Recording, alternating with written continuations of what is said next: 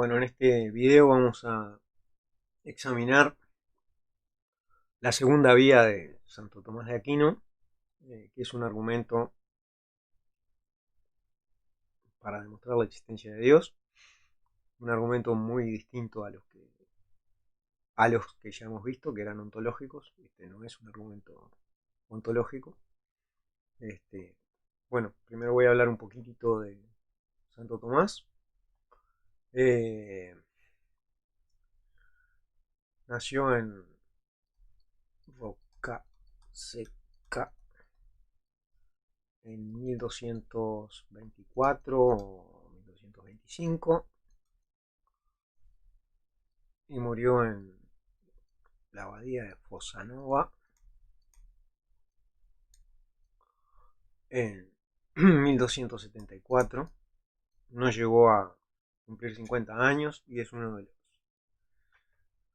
los pensadores más influyentes en la historia de Occidente.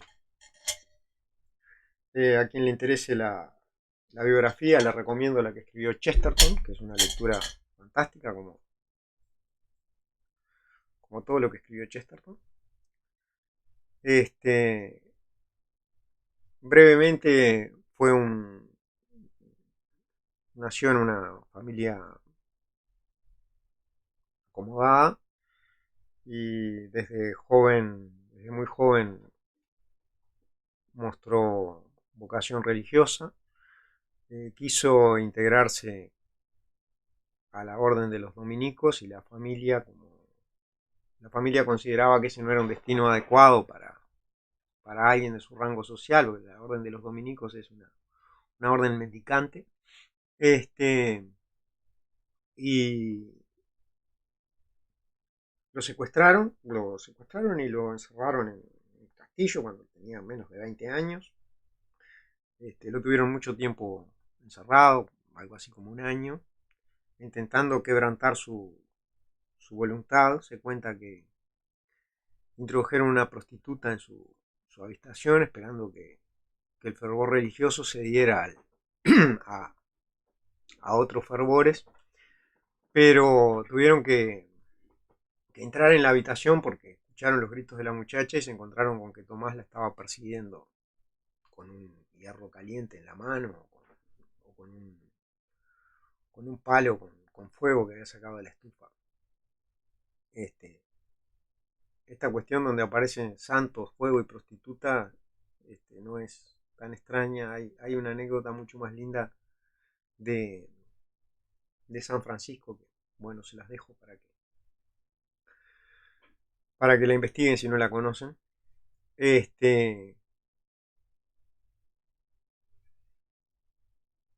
Bueno, Santo Tomás fue a París, estuvo en la Universidad de París, fue a Colonia, en Alemania, y cuando murió volviendo a Italia, donde le habían encomendado una misión. Su vida fue una vida de estudio, de producción intelectual y polémica.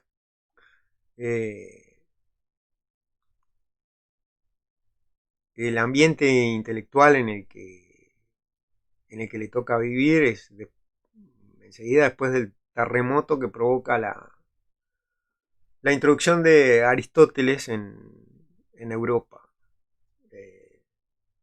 Esa Europa medieval era una Europa latina. Los intelectuales hablaban en latín y no sabían griego. Los árabes habían conservado varias obras griegas, especialmente acá la que nos interesa son las de Aristóteles, que eran desconocidas en Europa.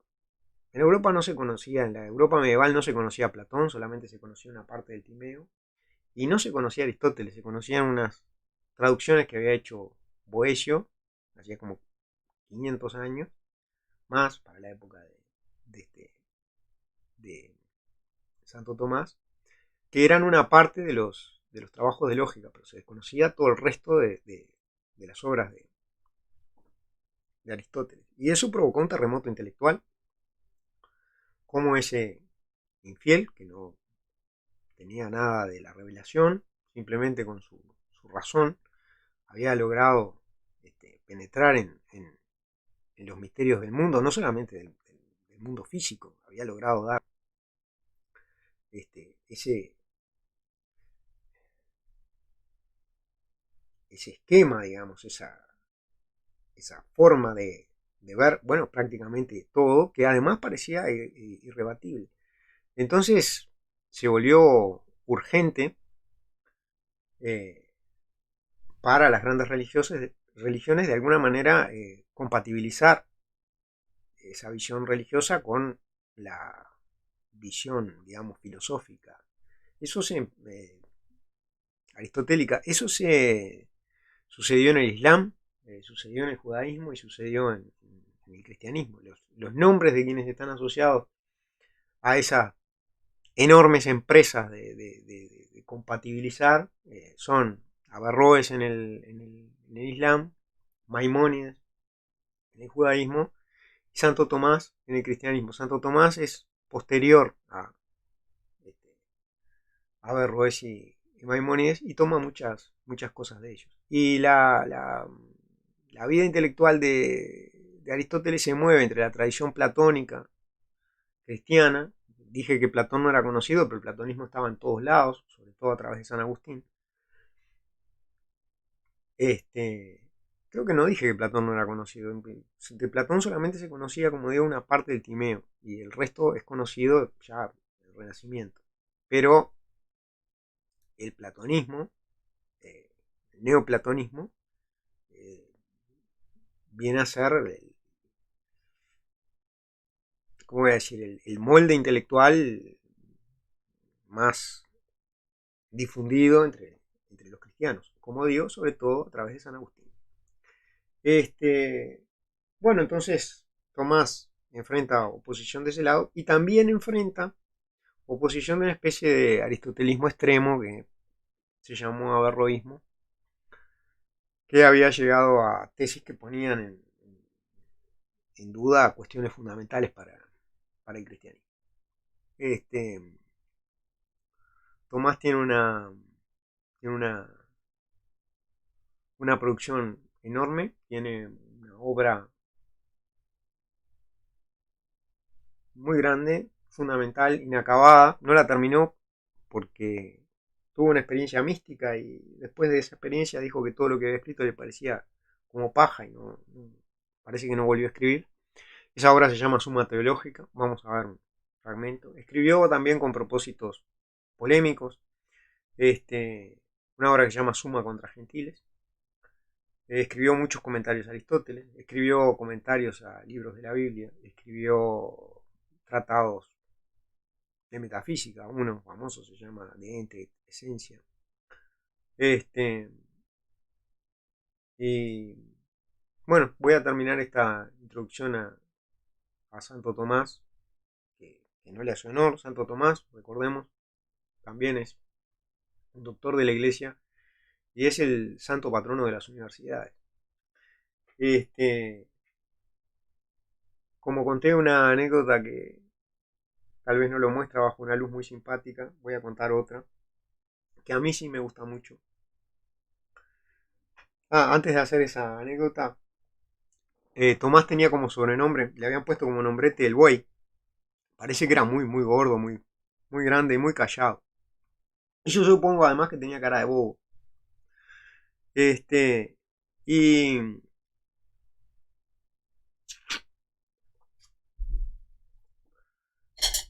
San Alberto Magno, que fue profesor de él, sabiendo que los compañeros se burlaban de él, diciéndole el buey. Por eso yo supongo que tenía cara de bobo, porque debe haber sido más por su pinta que por la gordura, que se burlaban de él. Dijo, los mugidos de este buey algún día van a tronar el mundo. Y tenía razón. Tomás es uno de los filósofos más influyentes de la historia, sin lugar a dudas. Al día de hoy hay filósofos neotomistas. Bueno, la anécdota que a mí me gusta de Tomás es esta. Parece que un día estaban los monjes comiendo todos juntos y un monje señalando una ventana dijo, mira, miren, miren, miren, un burro volando. Y todos los monjes se rieron de esa pavada. Y Tomás se levantó lentamente con ese corpachón y caminó hasta la ventana, miró para un lado, miró para el otro. Y volvió con cara como de decepcionado, de niño al que le han dicho que va a ver a Papá Noel y no lo ve. Y los monjes se rieron de esa actitud. Y el que estaba al lado le dio lástima y le dijo, Tomás, no puedes ser tan ingenuo, ¿cómo vas a creer que un burro vuela? Y Tomás contestó fuerte, preferí creer que un burro volaba a creer que un monje mentía. Bueno, vamos a empezar a ver eh,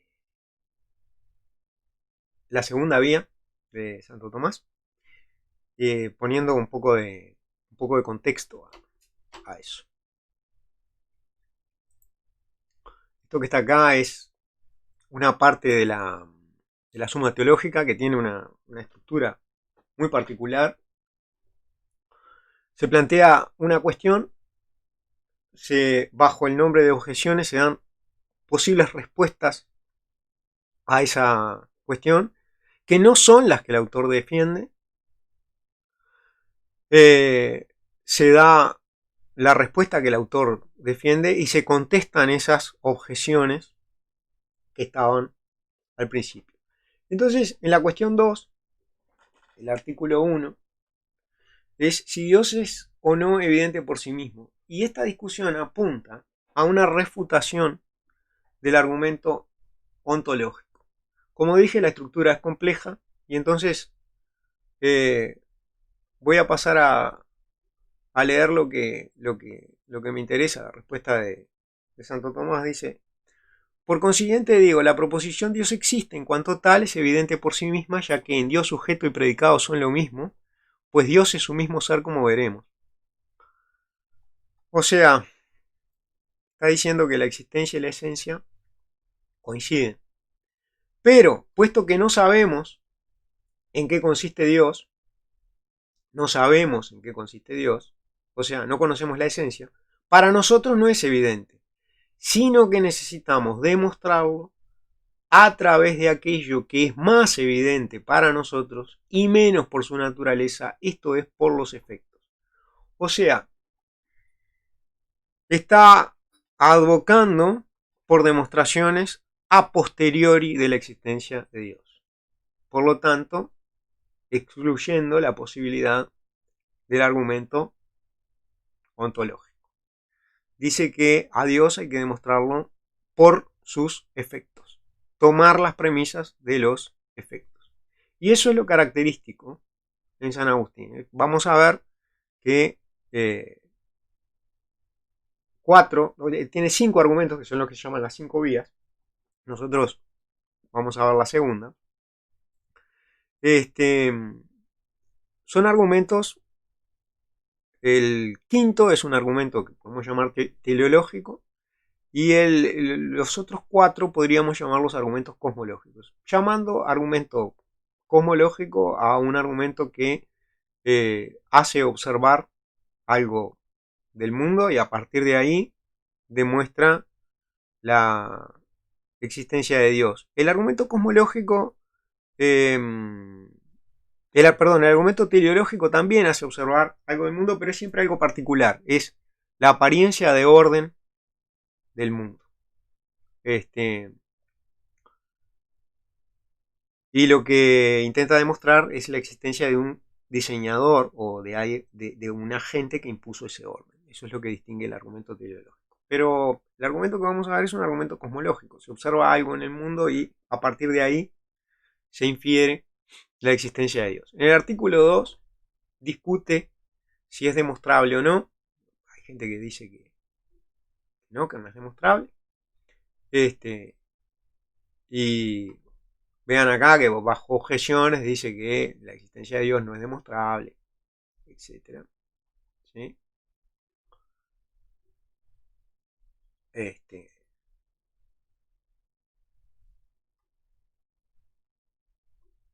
Y ahora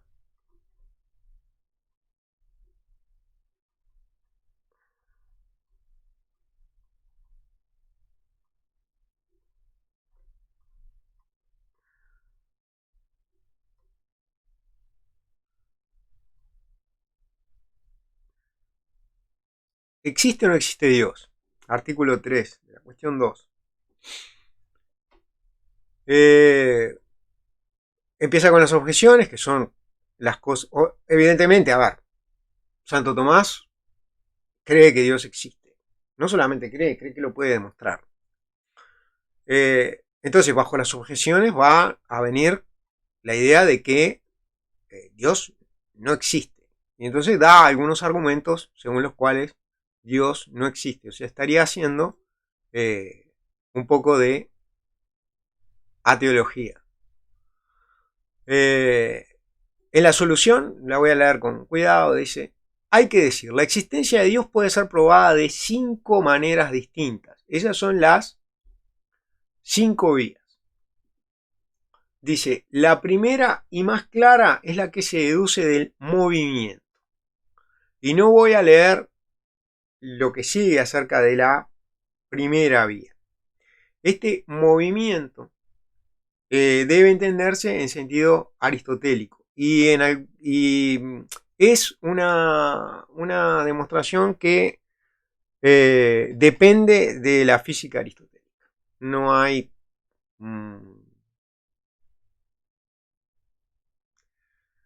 no hay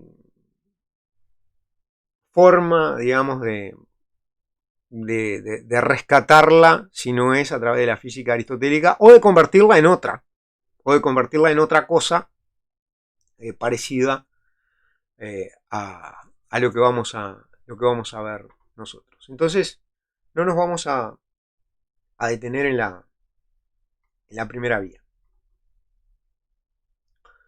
Ahora sí, vamos a leer con cuidado la segunda vía. Dice, la segunda es la que se deduce de la causa eficiente. Entonces acá estamos viendo que también depende de una lectura de Aristóteles.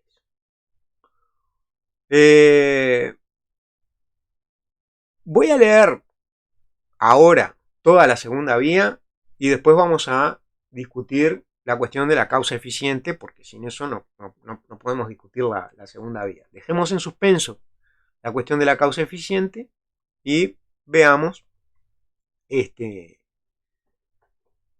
es la segunda vía.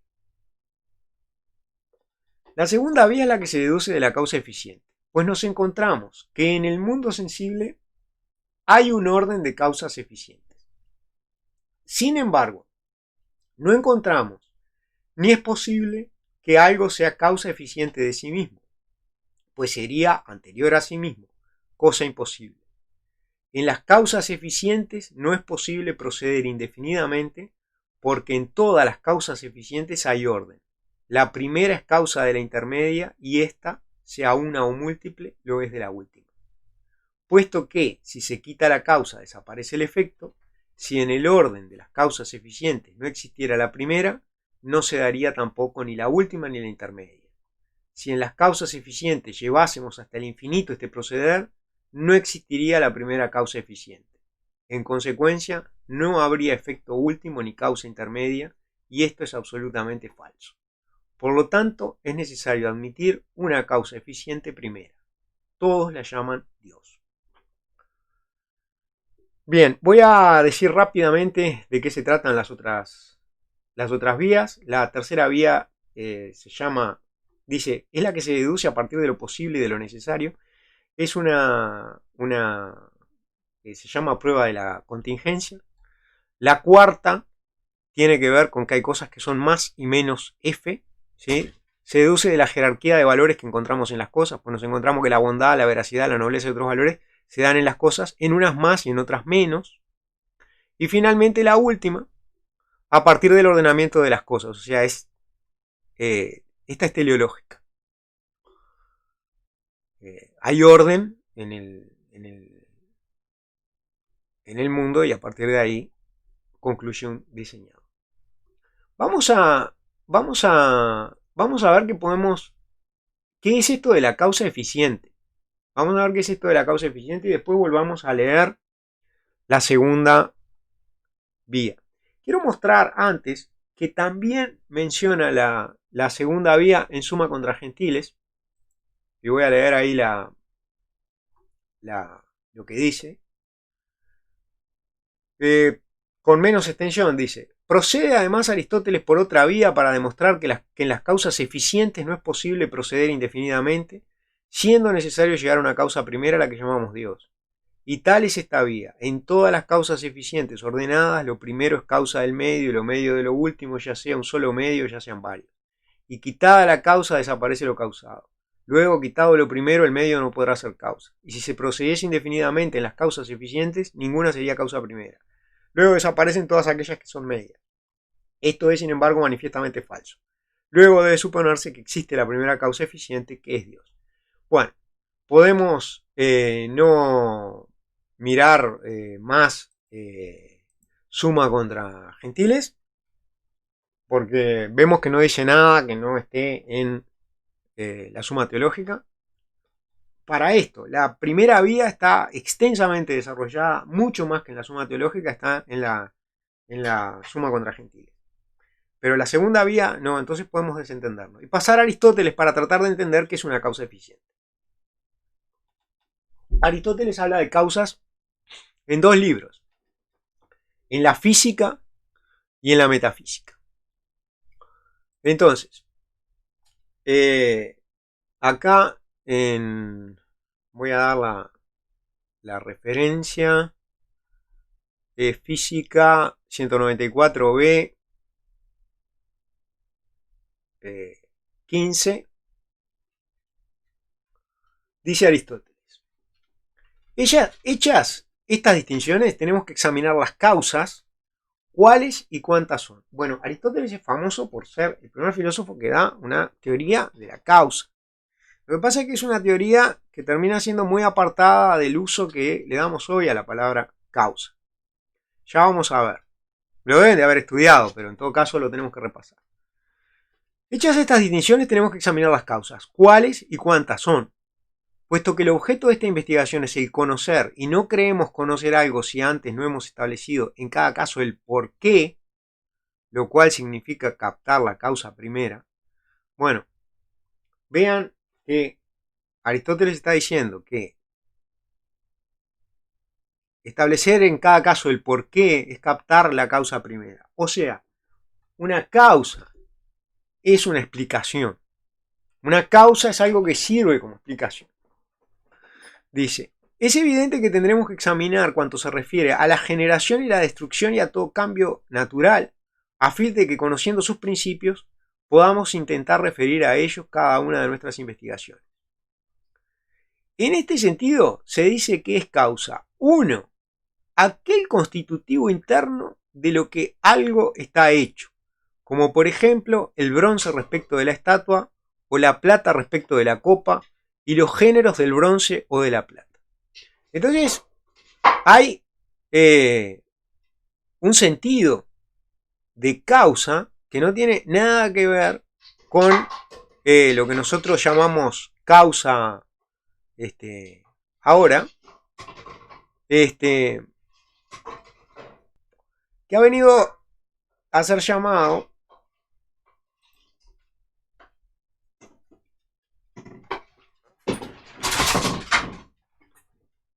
perdón, a mi perro le dio por jugar con una botella y hace demasiado ruido, así que voy a interrumpirlo. Estaba diciendo que Aristóteles tiene tiene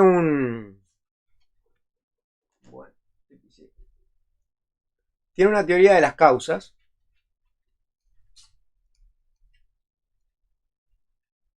según la cual una es como el material con el que están hechas las cosas. O sea, por ejemplo, eso se llama causa material. Por ejemplo, el bronce de una estatua.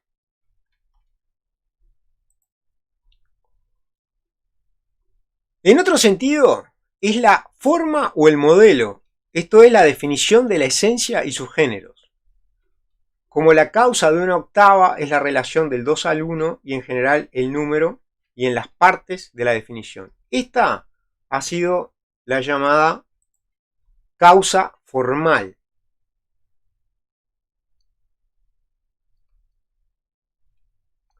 Viene a ser la estructura. Viene a ser la estructura de algo.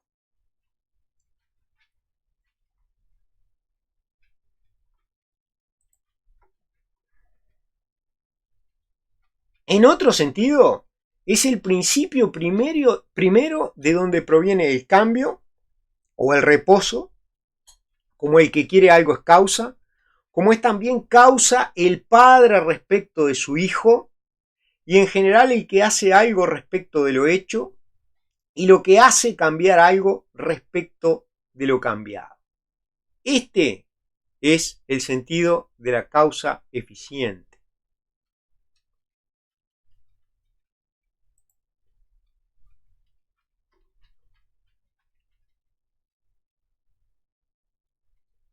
Y recordemos ese ejemplo del padre y el hijo. ¿Por qué lo pongo en rojo? Porque la causa de la que habla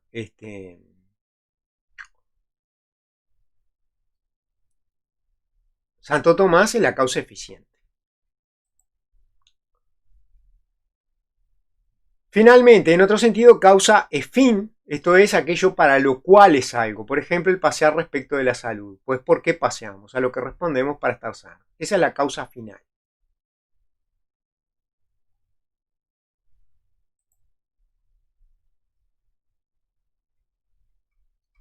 Entonces, Aristóteles se plantea 4 causas: material, que viene a ser justamente la materia; formal, que viene a ser la estructura, la forma; eficiente, que viene a ser el agente.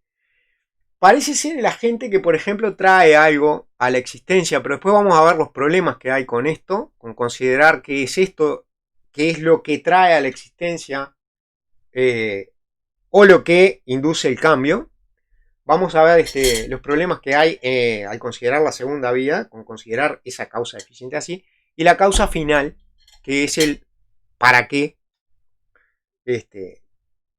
algo. Claramente, la causa eficiente es la única que se parece a causa de lo que nosotros llamamos causa. O sea, es la que más o menos se parece a lo que nosotros llamamos causa. Lo que pasa es que el concepto de causa ha sufrido cambios enormes a partir de la reflexión sobre la causa. Por ejemplo, desde Hume en adelante nunca más pudo volver a ser lo que era. Y bueno, esto es una cuestión de estudiante de filosofía, saber que para Aristóteles hay 4 causas, etc. De hecho, inclusive hablando de filosofía, si uno no simplemente dice causa, nadie está preguntando, pero ¿qué causa? ¿La material, la formal, la eficiente o la final?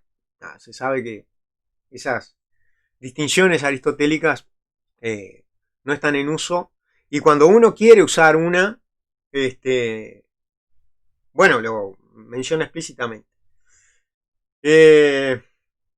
Veamos un poquito más, porque hay algo interesante sobre las causas que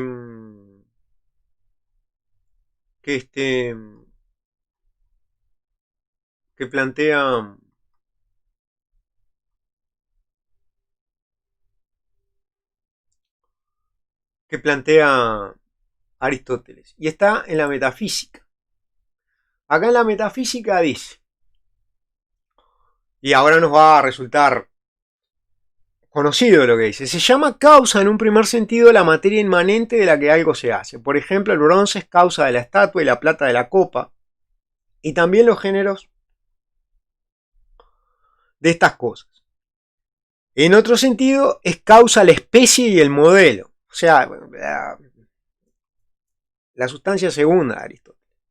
Y este es el enunciado de la esencia de sus géneros. Por ejemplo, de la octava musical, la relación de 2 a 1 y en la suma el número. Y las partes que hay en el enunciado. Además, aquello de donde procede el principio primero del cambio de la quietud. Ahora estamos hablando de la causa eficiente. Por ejemplo, el que aconsejó es causa de la acción y el padre es causa del hijo. Y en suma, el agente de lo que es hecho y lo que produce el cambio de lo que lo sufre. Además, lo que es como el fin, vamos, ¿no?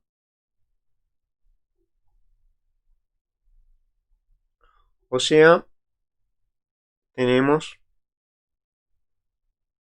esto. Ahora,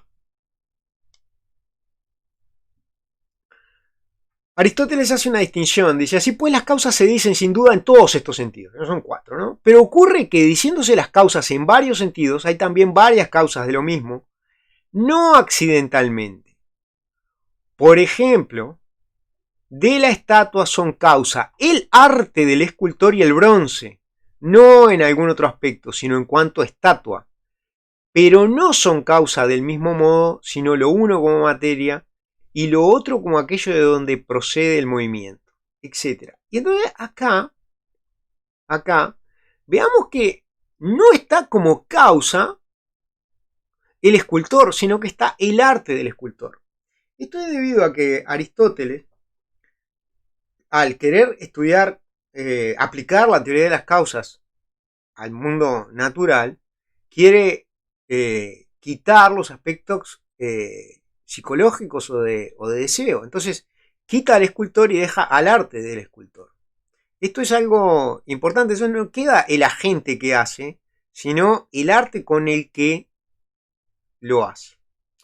Estas son sutilezas que van a importar luego. Entonces, ahora sabiendo qué puede ser la causa eficiente, vamos a volver a leer la suma contra gentiles. No, perdón. Vamos a volver a leer la suma teológica. Y dice, la segunda vía es la que se deduce de la causa eficiente. Pues nos encontramos que en el mundo sensible hay un orden de causas eficientes.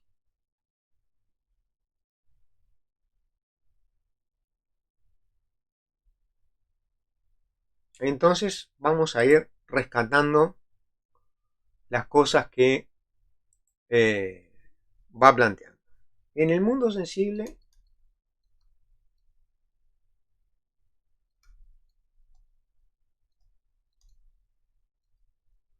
hay un orden de causas eficientes. Muy bien.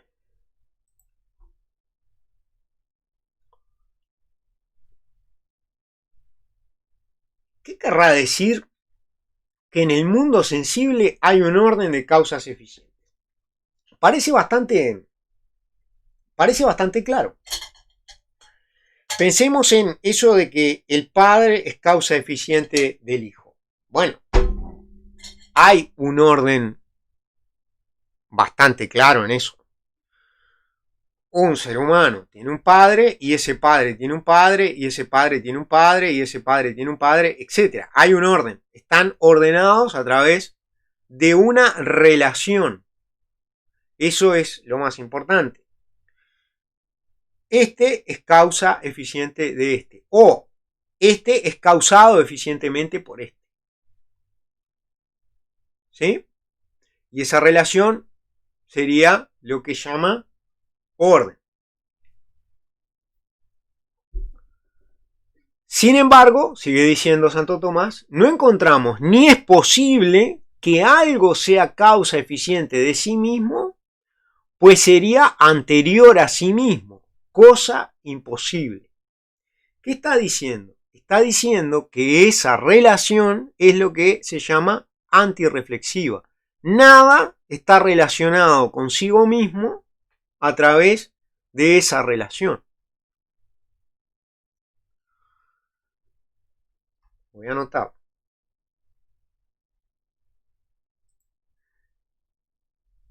Nada es causa eficiente de sí mismo.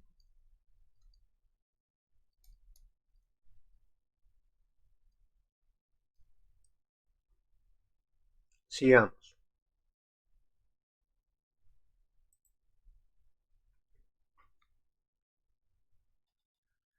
En las causas eficientes no es posible proceder indefinidamente porque en todas las causas eficientes hay un orden. La primera es causa de la intermedia y esta, sea una o múltiple, lo es de la última. Puesto que si se quita la causa desaparece el efecto, si en el orden de las causas eficientes no existiera la primera, no se daría tampoco ni la última ni la intermedia. Si en las causas eficientes llevásemos hasta el infinito este proceder, no existiría la primera causa eficiente. En consecuencia, no habría efecto último ni causa intermedia, y esto es absolutamente falso. Por más que esto, ¿sí?, que es una argumentación auxiliar, ¿sí?, nos resulte un poco confuso, ahora lo vamos a analizar, a ver qué es lo que quiere decir. Observemos que lo que concluye es que es necesario admitir una causa eficiente primera. Todos la llaman Dios. Acá lo que está diciendo es que no podemos retrotraernos infinitamente encontrando siempre una causa de algo. O sea, partimos de algo, buscamos su causa eficiente, encontramos algo. Buscamos la causa eficiente de eso, encontramos algo. Buscamos la causa... No puede ser que siempre encontremos algo.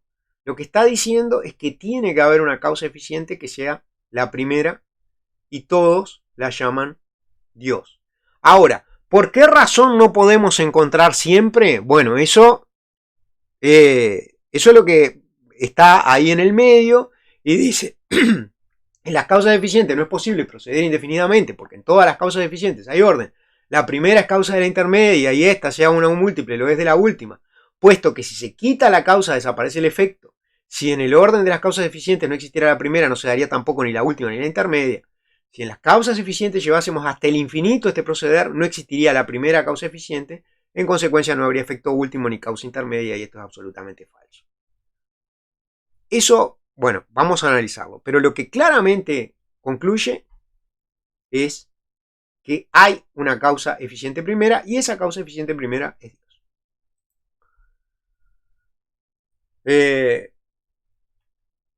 No, acá lo que está diciendo es no puede haber una cadena, voy a poner, infinita de causas. Conclusión, hay una causa primera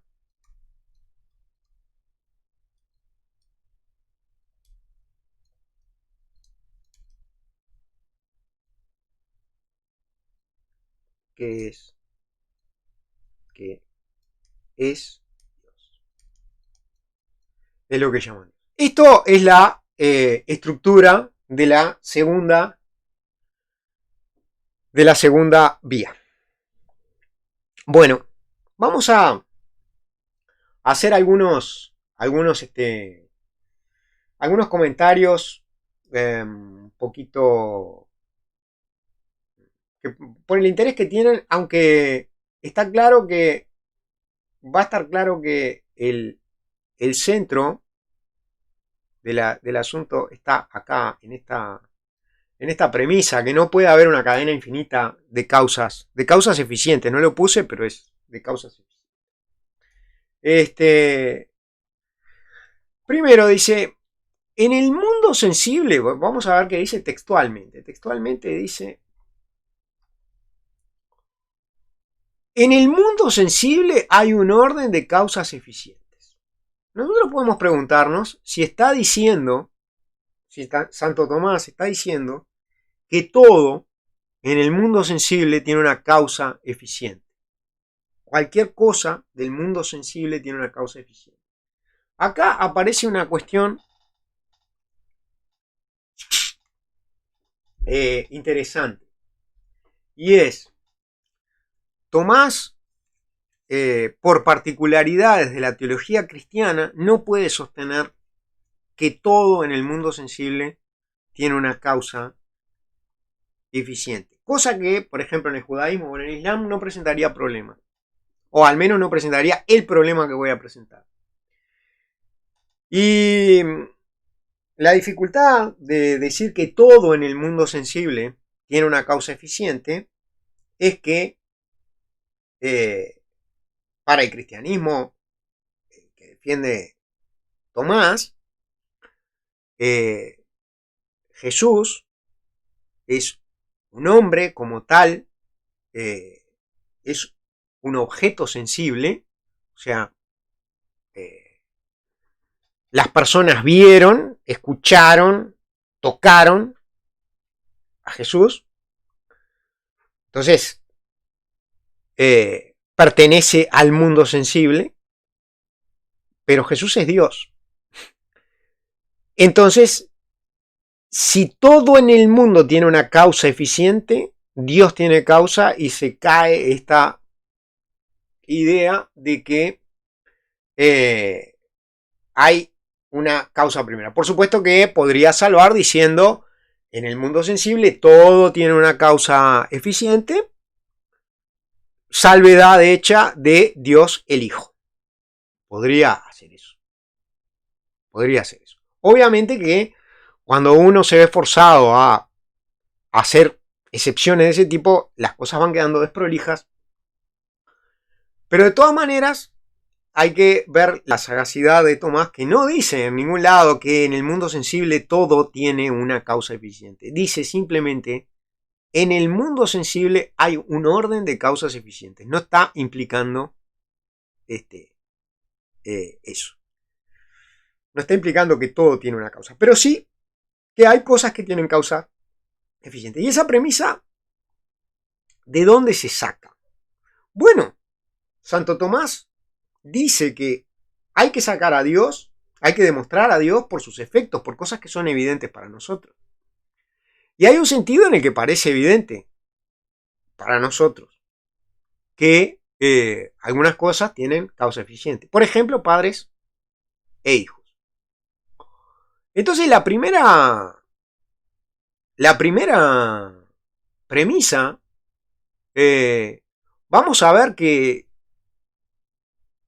es que hay un orden de causas eficientes. Si nosotros decimos ahora que decimos, por ejemplo, C, voy a escribir con otro. Si nosotros decimos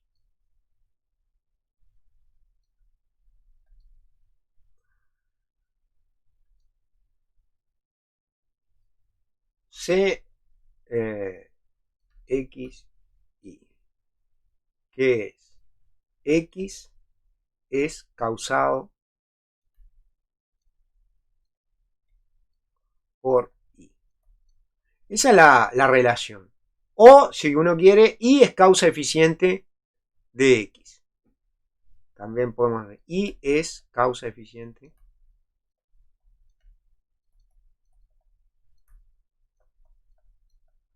Lo que está diciendo Tomás es que nosotros podemos ver en el mundo que existe X, existe Y, C, X, Y. Y está diciendo además que hay un orden. Después vamos a ver qué es lo que puede querer significar esto del orden. Mucho más claro de entender es esto. Nada es causa eficiente de sí mismo. O sea, no existe X, C, X, X. Estas cosas parecen claras que está planteando Tomás. Que existe algo y otra cosa, que una es causa eficiente de la otra o es causada forma eficiente por la otra. Y que nada es causa eficiente de sí mismo. Eso está muy claro en las premisas. Y después dice, no puede haber una cadena infinita de causas. Eso parece bastante plausible. A mí me gustaría ahora parar un poquito esta discusión y observar algo muy interesante que dice un importantísimo lógico y filósofo de la matemática, Beth, en un libro que se llama Los fundamentos de la matemática, que lo voy a leer, está acá, y dice: el principio de Aristóteles del absoluto. Dice, un número considerable de argumentos en filosofía especulativa están basados en cierto principio, el cual es, en la mayor parte de los casos, asumido tácitamente. Este principio ha sido aplicado con remarcable virtuosismo por Aristóteles y lo vamos a llamar el principio del absoluto. Se puede plantear, establecer así. Suponga que tenemos entidades U y B y que U está en relación F con B. Entonces hay una entidad F que tiene la siguiente propiedad. Para toda entidad X que es distinta de F, tenemos 1, X está en la relación F con F y F no está en la relación F con X. La entidad F será llamada la entidad absoluta correspondiente con la relación F. Introduciendo las fórmulas, bla, bla, bla, vamos a escribirlo de esta manera. Bueno, voy a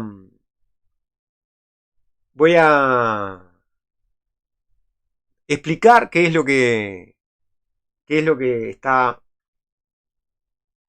diciendo acá Beth. Dice, vamos despacio.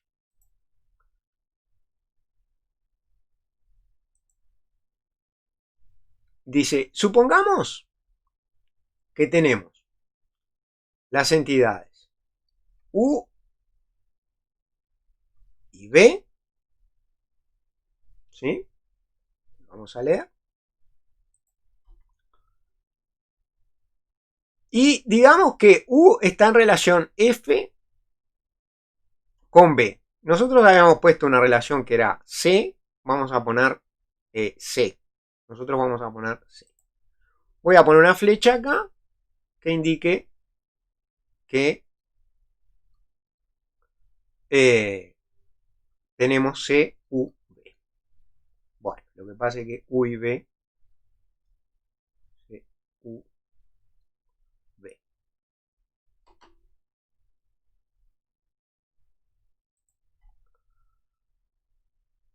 Entonces, hay una entidad F, vamos a ponerle A porque es la que él llama absoluto. Hay una entidad A,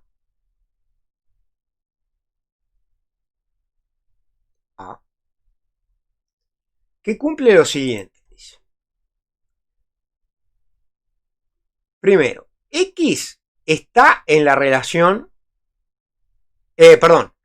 para cualquier entidad X que sea distinta de esa, cualquier cosa que sea distinta de A, tenemos. Eso está en relación C con A. O sea, lo que sea que tengamos acá, todo lo que tengamos acá, lo que sea, todo está en la relación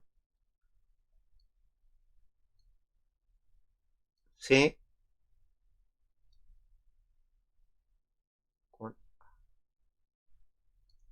también U y B, por supuesto. Todo está en la relación C con A.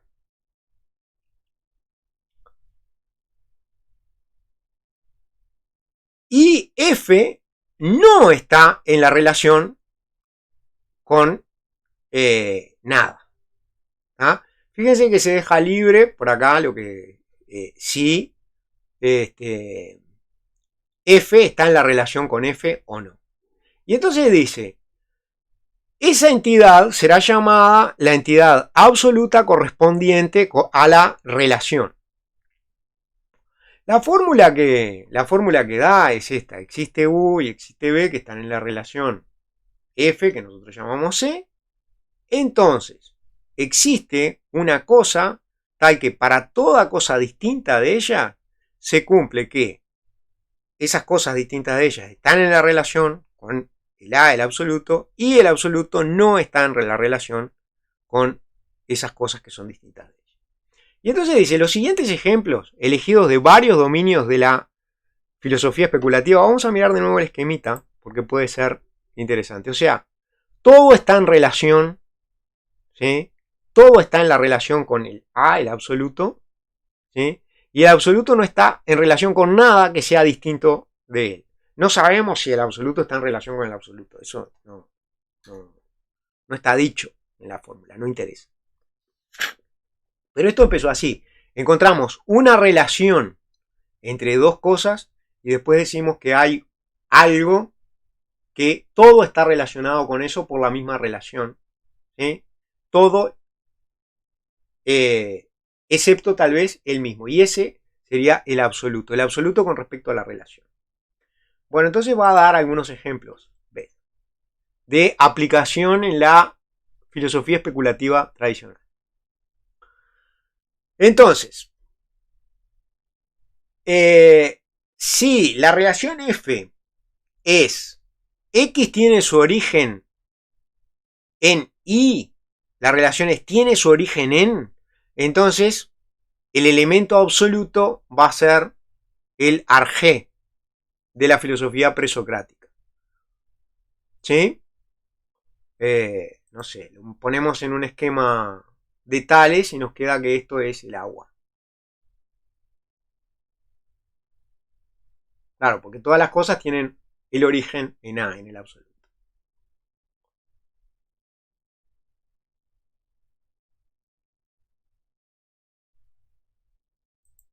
Otro ejemplo. Si la relación F es movido por, entonces el A va a ser el primer motor de Aristóteles, que es lo que hace Santo Tomás en la primera vía.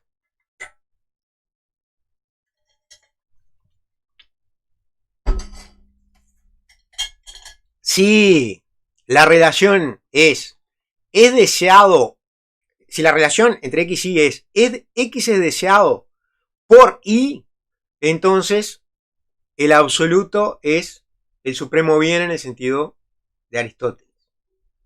Y acá copia el argumento, copia el principio de la ética nicómaca.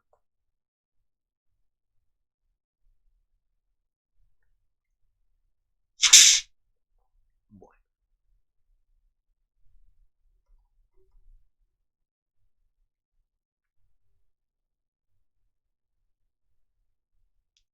Bueno, vienen otros ejemplos en el que el absoluto puede ser el espacio absoluto de Newton.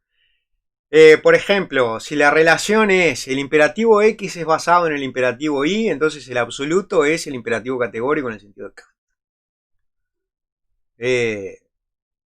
Bueno, hasta a Marx se lo aplica, ¿no?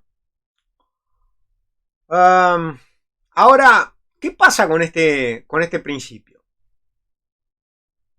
¿Qué pasa con este principio? O sea, el principio lo que dice es que si existe X, existe Y, tal que X está en la relación R con I,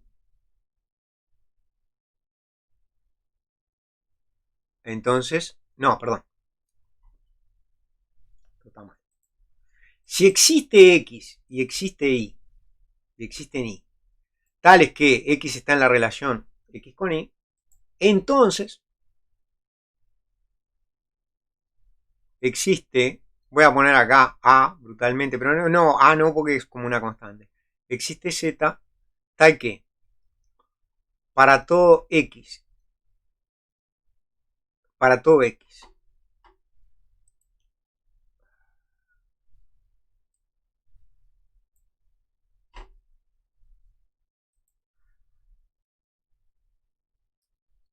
si X es distinto de Z, entonces vamos a tener, voy a seguir acá.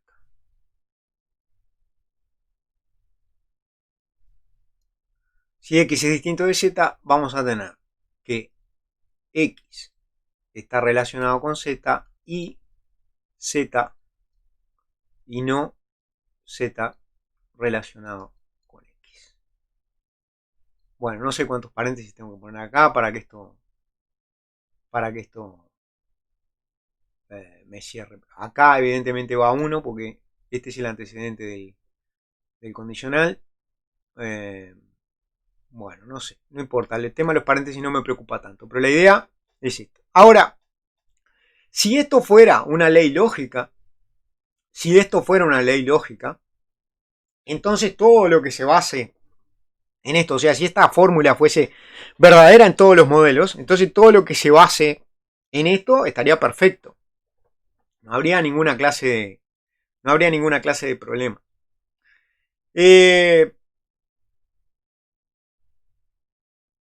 Veamos qué relación tiene esto con la prueba con la segunda vía. ¿Será la idea de Santo Tomás esto? Porque obsérvese que lo que está diciendo, si nosotros decimos, si lo aplicamos para nuestra relación C, lo que decimos es que hay algo que causa todo, ¿sí? Todo lo que no es eso mismo, y a eso, ¿sí? No lo causa nada distinto de sí mismo. Y aparte, como sabemos que nada es causa de sí mismo, este A no es causado. Este sería la causa primera. ¿Será eso lo que está diciendo Santo Tomás? Esa es una pregunta muy, muy interesante. ¿Estará intentando aplicar este principio? Primero que nada, evaluemos este principio. ¿Es esto una verdad lógica? Si esto es una verdad lógica, entonces claramente tiene que haber una causa primera. Bueno, pero la verdad es que no, esto no es una verdad lógica, como deja claro Beth. Acá en este pasaje dice, de hecho, el principio del absoluto no es una identidad lógica, bueno, una verdad lógica. Podemos probar eso fácilmente dando un contraejemplo. Esto es exhibiendo una relación F para la cual el principio no vale. Y entonces dice, sea la relación F entre segmentos, el segmento X es más largo que el segmento Y. Entonces, claro, debería haber un segmento que fuera más chico que todos los segmentos distintos que él, pero no hay un segmento que sea más chico. Dado un segmento, yo puedo encontrar otro que es más chico. Por supuesto, no estoy considerando que los puntos en sí sean segmentos. Entonces, este principio no es válido. Y si Santo Tomás estuviera intentando aplicar eso, eh, no, el argumento no estaría bien. Pero pensemos si será eso lo que está diciendo Santo Tomás. Dice, encontramos que en el mundo sensible hay un orden de causas eficientes, o sea, un orden, es un tipo de relación particular. eso nos lleva inmediatamente a pensar en ese ejemplo de padres e hijos, a ver si podemos decir, bueno, partimos de alguien, tiene un padre, ese tiene un padre, ese tiene un padre, ese tiene un padre. ¿Podremos proceder infinitamente? ¿Se puede ir al infinito en esa cadena? Padre de, padre de, padre de, padre de. Más allá de nuestros conocimientos históricos o de biología. Estamos hablando de un punto de vista lógico. ¿Puede haber una secuencia así?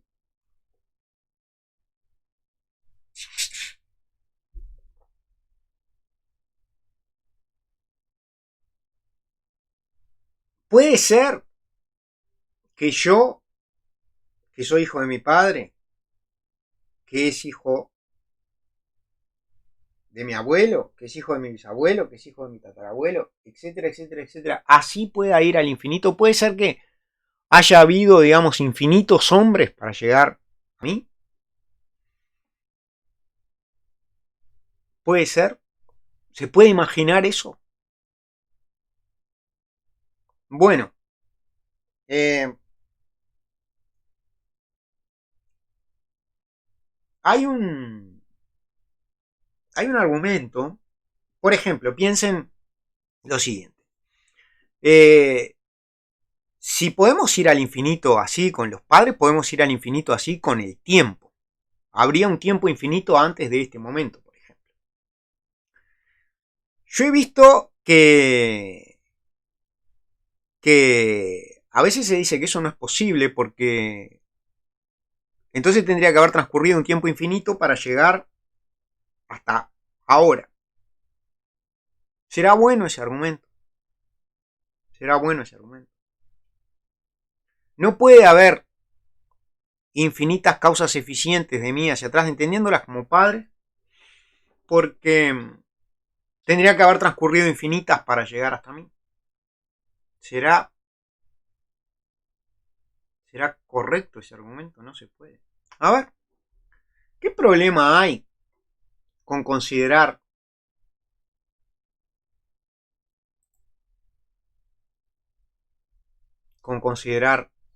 esto? 0, menos 1, menos 2, menos 3, menos 4 y todos los que vienen atrás. ¿Cuál es el problema? Este soy yo, mi padre, mi abuelo. Este es el momento actual, este un minuto o un año anterior, este 2 años, como quieran verlo, como quieran verlo. Esto entraña una imposibilidad lógica. Bueno, hay gente que rechaza que pueda irse al infinito así. Hay gente que rechaza que pueda irse al infinito así. Pero en realidad Santo Tomás no tenía ningún problema con esto, con esta serie infinita. El propio Santo Tomás sabía que este argumento es disparatado. Vamos a verlo. En Suma contra Gentiles,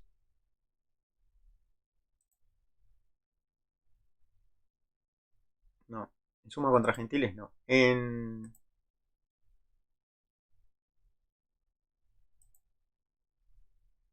Suma Teológica dice, dentro de las objeciones, él se pregunta, ¿el inicio del mundo es o no un artículo de fe? O sea, que el mundo tuvo un inicio. ¿Es o no un artículo de fe? Entre las objeciones dice, si el mundo existió siempre, una infinidad de días ha precedido al de hoy, pero no se puede ir más allá del infinito. Por lo mismo hubiera sido imposible llegar al día de hoy. O sea, hubiera tenido que haber transcurrido un tiempo infinito, pero eso no puede ser. Eso es evidentemente falso. Solución. Miren lo que dice Tomás. Dice, que el mundo no ha existido siempre lo sabemos solo por la fe y no puede ser demostrado con rigor. De hecho, Aristóteles creía que el mundo era eterno, que había existido siempre. Santo Tomás dice, bien, como la razón no puede demostrar ni que el mundo sea eterno, ni que haya tenido un inicio. La razón no puede demostrarlo. Nosotros por fe creemos que tuvo un inicio. Lo sabemos solo por la fe, que el mundo no ha existido siempre, y no puede ser demostrado con rigor. Y entonces, esta es la objeción 6. Respuestas a las objeciones. Es perfecta la respuesta, dice. A la sexta hay que decir, todo tránsito se entiende como el paso de un término a otro, pero cualquier día pasado que se tome desde él hasta el día de hoy, hay un número limitado de días que pudieron ser vividos. Aquella objeción sería válida si entre ambos términos hubiera medios infinitos. O sea, lo que está diciendo acá Santo Tomás es, cuando te dicen, debió transcurrir un tiempo infinito para llegar hasta acá, pregúntale, ¿desde cuándo? Te van a decir, desde tal día. Ah, no, desde tal día no. Te van a decir desde el inicio. No, pero, a ver, no hay inicio, justamente. Entonces no hay ningún punto desde el cual tenga que transcurrir un tiempo infinito. Entonces, Santo Tomás no está diciendo que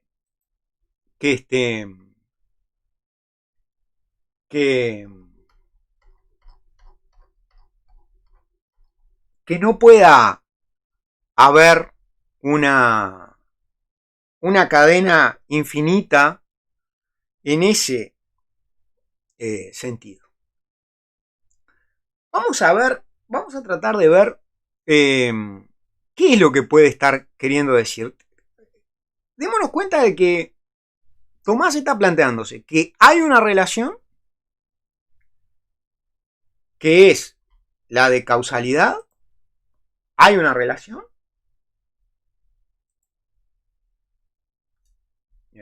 C, X, Y. X es causado por Y.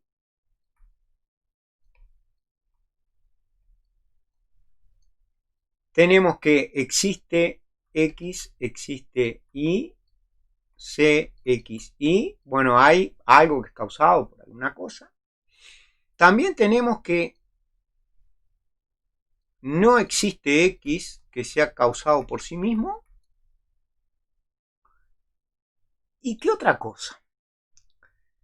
Lo que está queriendo concluir él es que hay una causa primera. O sea, hay algo que no está causado, ¿sí? Que no está causado por otra cosa. O sea, yo no puedo seguir encontrándole una causa.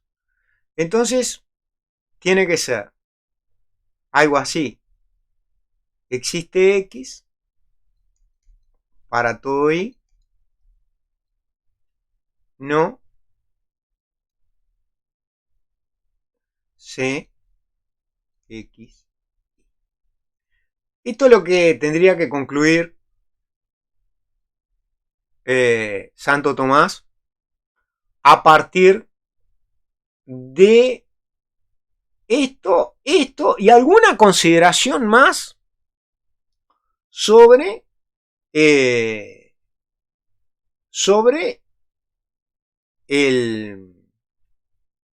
la relación. ¿Será lo que dijimos que planteaba Beth, ese principio? Yo no creo que sea así. Tomás no está diciendo eso, está diciendo no podemos ir al infinito. Y está diciendo además que hay un orden. ¿Y qué es lo característico de un orden? Lo característico de un orden es la transitividad. O sea, en un orden, si la relación C es de orden, si yo tengo que CXY y tengo CYZ, entonces de acá, de estas dos cosas, voy a tener que CXZ. Y en algún sentido eso es así en la causalidad. O sea, si X está causado por Y y Y está causado por Z, X está causado por Z. Entonces, ¿qué pasa si agregamos esa consideración transitiva que aparece en un orden, la planteamos es para todo X, para todo Y, para todo Z, si C, X, Y, C y Z, entonces C, X, Z.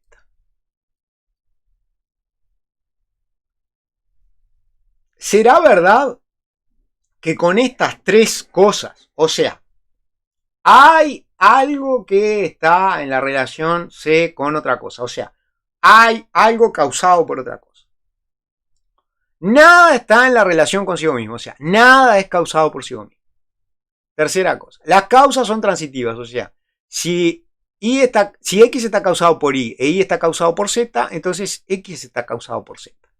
Que son tres premisas que podemos decir parecen, en principio, tendremos que evaluarlas después. ¿Será que sale esta conclusión? Bueno, vamos a ver qué es lo que pasa con esto. Cuando yo tengo esta fórmula, esta fórmula claramente es verdadera en algunos dominios. Por ejemplo, en los números naturales, yo tomo que C, ¿sí?, es la relación menor. Hay un número que es menor que otro. Nada es menor que sí mismo. Y si un número es menor que otro y ese otro es menor que un tercero, el primero es menor que el tercero. Perfecto. Entonces yo ya sé que esta fórmula es satisfacible. Tiene un modelo. Ahora bien,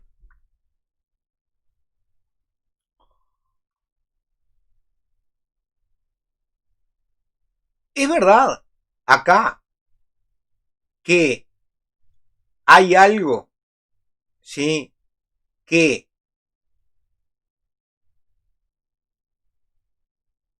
no es menor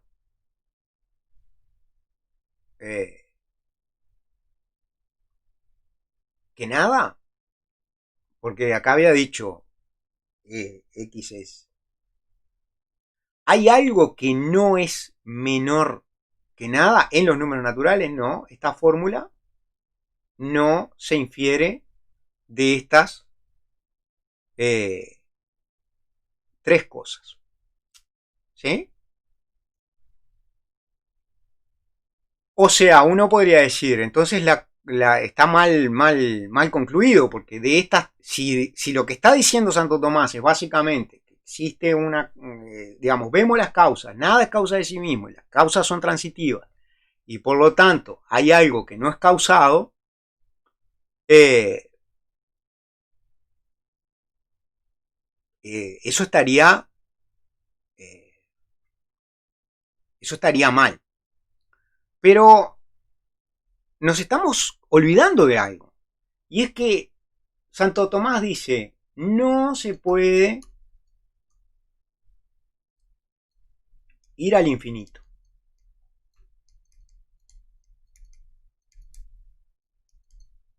No se puede ir al infinito. ¿Dónde fue que tengo? No puede haber una cadena infinita de causas. Bueno, vamos a ver qué pasa con estas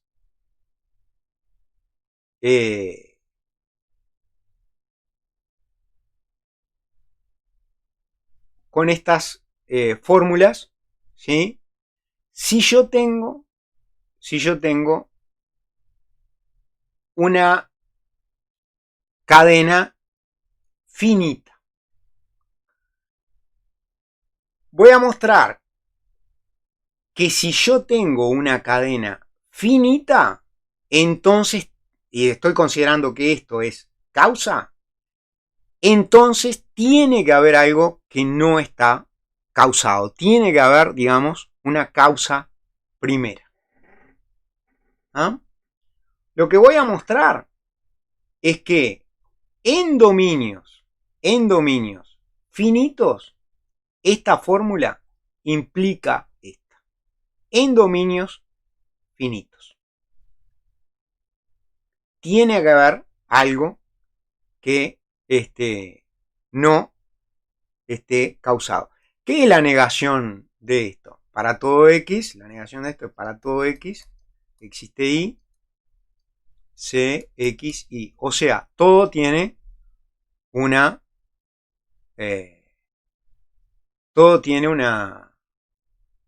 causa. Bueno, ¿cómo voy a mostrar esto? Primero que nada, supongamos que estas tres cosas que están acá se cumplen en un dominio finito que tiene, vamos a poner, n objetos.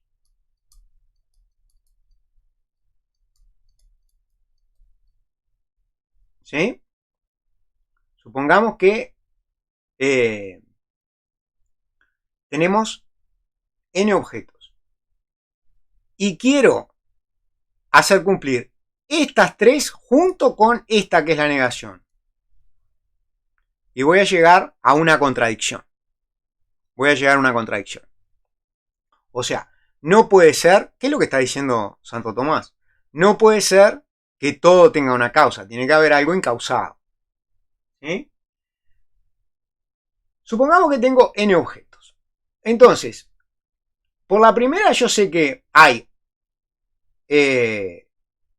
A1 y A2, ¿sí? Vamos a poner, los n objetos son, voy a tomar uno y lo voy a llamar A1. Entonces,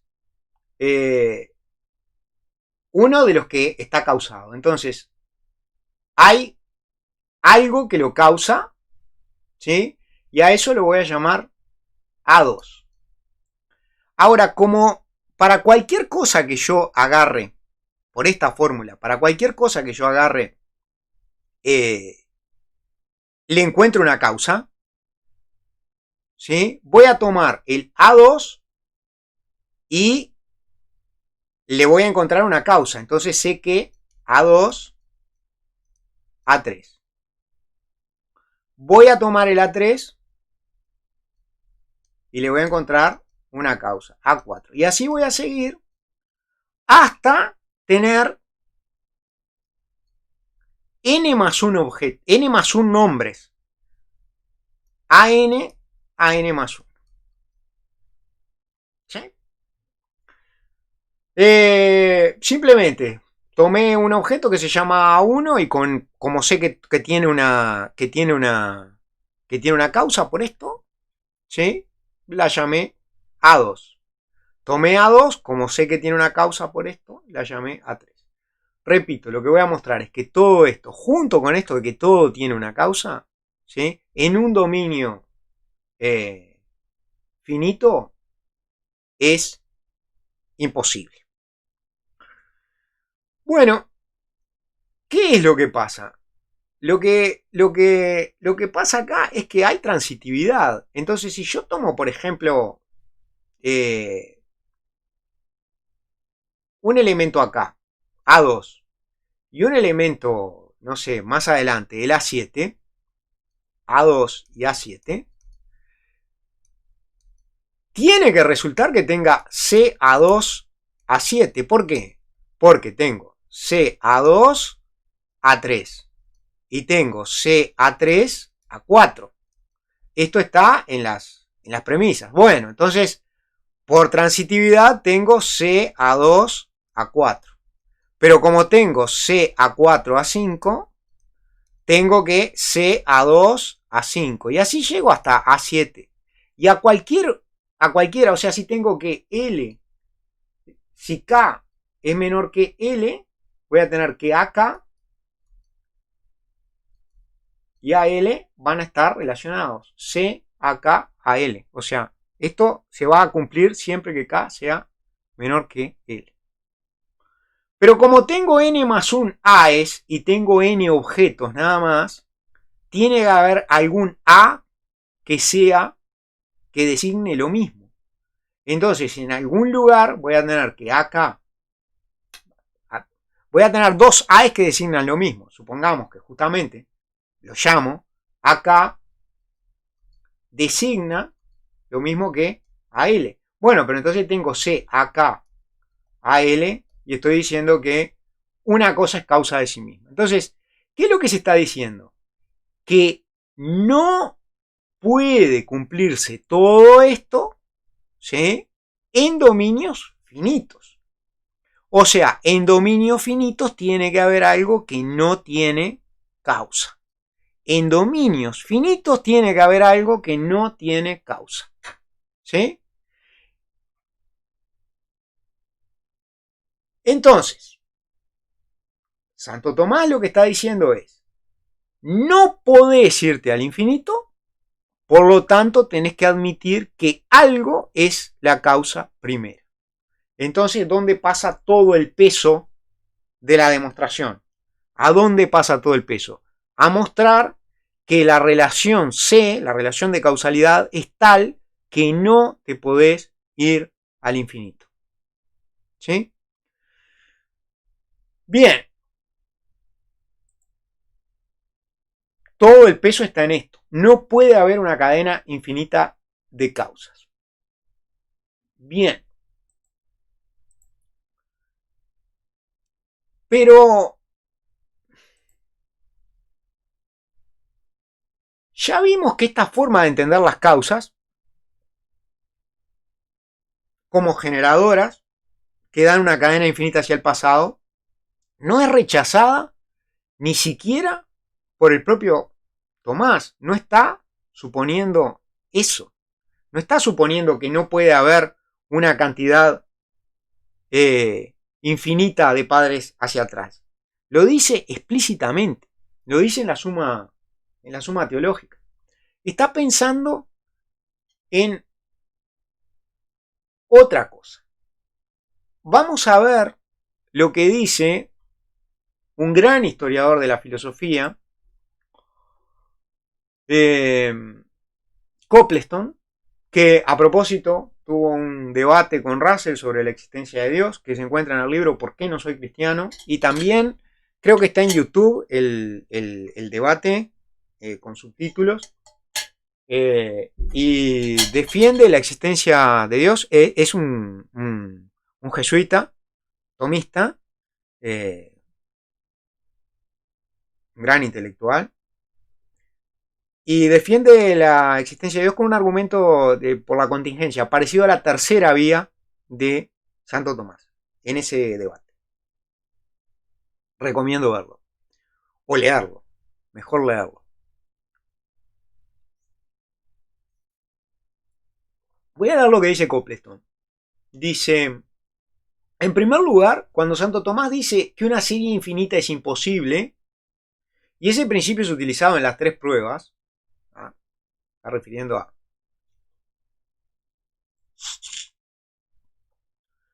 a las tres primeras pruebas, no piensa en una serie que se extienda en el tiempo, una serie horizontal, por así decirlo. O sea, está rechazando esto de que no puede haber una cantidad infinita para atrás. Claro, eso es una tontería. ¿Por qué no puede haber? No hay ninguna contradicción lógica. Esa idea de que tiene que transcurrir una cosa infinita es un disparate. ¿Infinita desde cuándo? El propio Tomás lo dice. No dice, por ejemplo, que porque el niño deba la vida a sus padres y sus padres la deban a su vez a los suyos y así sucesivamente, debió haber una pareja originaria que no tuviese padres, sino que fuera creada directamente por Dios. Santo Tomás no creía que pueda probarse filosóficamente que el mundo no fuese creado desde la eternidad. Él admite la posibilidad abstracta de la creación del mundo desde la eternidad y tal cosa no podría admitirse sin admitir al mismo tiempo la posibilidad de una serie sin principio. Lo que Santo Tomás niega es la posibilidad de una serie infinita en el orden de las causas actualmente dependientes, es decir, de una serie infinita vertical. Y acá sigue Copleston realmente mezclando la tercera vía con la segunda, porque habla de seres contingentes, emparchando las cosas. Pero vamos a plantear qué es lo que está queriendo decir aquí Copleston, que tiene razón. No es una serie de prioridad en el tiempo. Veamos de nuevo lo que dice Santo Tomás. Acá dice, es imposible, la tercera... No, claro, la tercera, yo estoy mirando la segunda.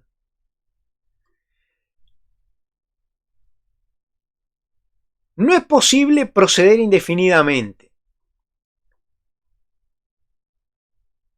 Si algo es causa eficiente de sí mismo, sería anterior a sí mismo. Entonces, está hablando de una anterioridad. Pero como dice Copleston, no es una anterioridad temporal. No es una anterioridad temporal. Es como una anterioridad o prioridad, por así decir, ontológica. Entonces uno puede discutir lo siguiente. Es tal vez causa eficiente no en el sentido de que trae a la existencia, sino causa eficiente en el sentido de que mantiene la existencia. Hay una visión religiosa común, extendida, que es que las cosas que existen existen porque Dios las mantiene en existencia. Y nosotros podemos pensar que hay cosas que nos hacen existir. Podría ser un primer pensamiento. Por ejemplo, ¿por qué existo yo? ¿Qué me mantiene en la existencia? Bueno, por ejemplo, parece que el oxígeno que respiro. O eh,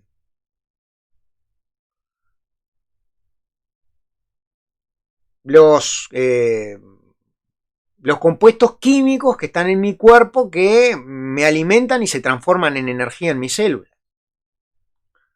Como que si eso faltara yo no existiría o dejaría de existir. Hay un enorme problema con eso. Primero que nada, veamos lo siguiente. Hay evidencia textual de que eh, Tomás estaba pensando en algo de eso. Cuando habla acá,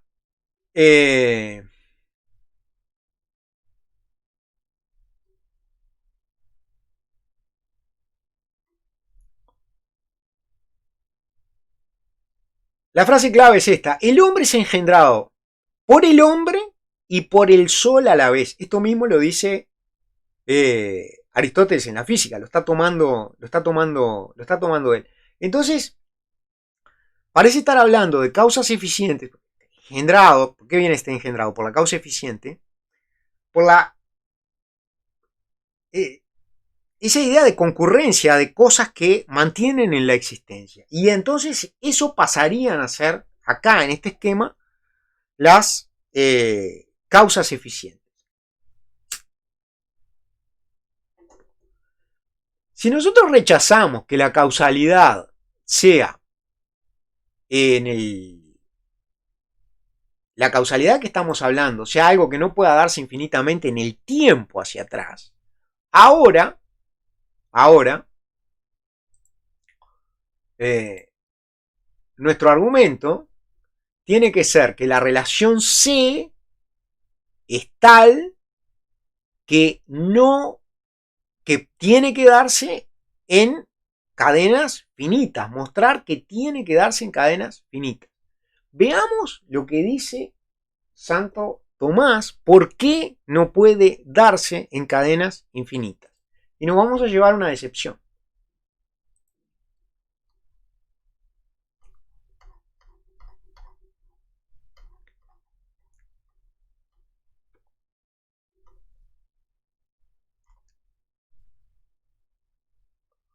En las causas eficientes no es posible proceder indefinidamente, porque en todas las causas eficientes hay orden. La primera es causa de la intermedia, y esta, sea una o múltiple, lo es de la última, puesto que si se quita la causa desaparece el efecto. Acá podemos estar de acuerdo: si se quita la causa desaparece el efecto. La primera es causa de la intermedia, y esta, sea una o múltiple, lo es de la última. Con eso podemos estar de acuerdo si consideramos tres.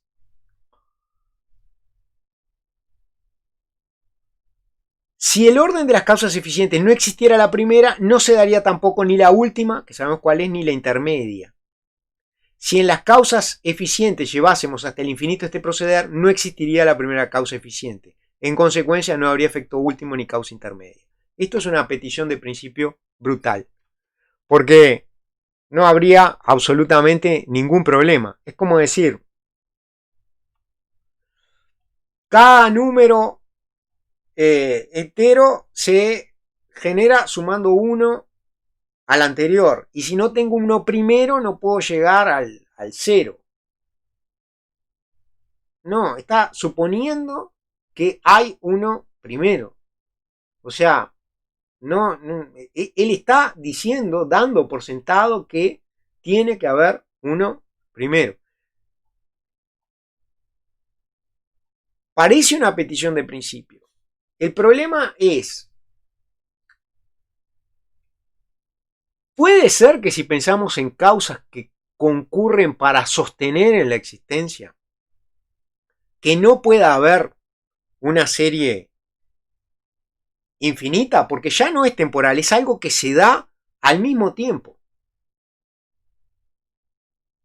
Bueno, ahí tenemos varios problemas. Por ejemplo, es muy difícil entender qué puede ser causa eficiente en el sentido de mantener en la existencia. Supongamos que se quita todo el oxígeno de mi habitación. Es verdad que yo moriría, pero yo no dejaría de existir en el momento que desapareciera el oxígeno. Supongamos que se quita el sol. Sí, moriríamos, pero no dejaríamos de existir cuando es muy difícil encontrar algo que se pueda decir nos mantiene en la existencia de tal modo que si no está, entonces nosotros tampoco estamos. Eso por un lado. Por otro lado, esa idea de la causa eficiente que concurre a mantener en la existencia, esa causa que no es como dice Copleston, horizontal, sino vertical, que eso no puede ser infinito, hay quienes dicen que Tomás lo está tomando de una visión medieval del universo, justamente de las esferas aristotélicas, y que no tienen, inclusive hasta es una visión astrológica, porque en algún lado Tomás habla de por qué la astrología funciona en relación con eso. Que es algo que no tiene ningún asidero. Ahora, lo que yo quiero decir para terminar esto, para terminar el análisis, es lo siguiente. El argumento, básicamente, como vimos, se plantea, a ver dónde lo habíamos dicho, de esta manera.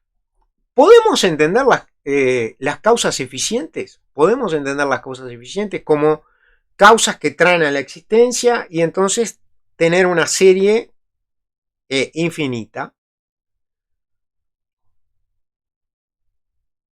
Porque el propio Tomás acepta esa posibilidad de una serie infinita hacia el pasado.